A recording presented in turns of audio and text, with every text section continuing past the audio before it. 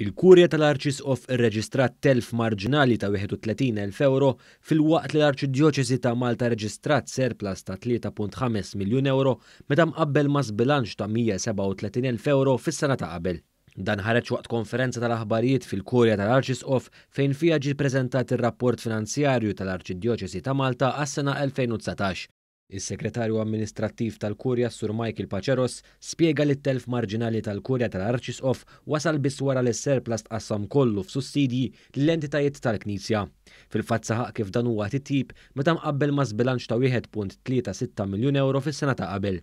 Matul l-2019 il-Kurja wettqet ukoll diversi xogħlijiet ta' restawr u konservazzjoni fil-bini tal-Kurja, inkluż restawr tal-faċċata tal-istess binja. L-ispiża fuq xogħlijiet u restawr telet għal 684,000 euro.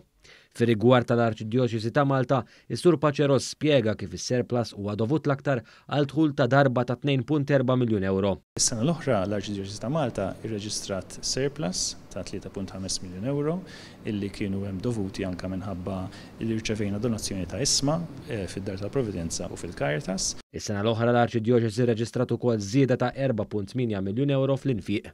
60% tal-infiq mara l-pagi tal-kleru u l-lajċi fil-waqt li 20% kienu spejjeż tal-operat.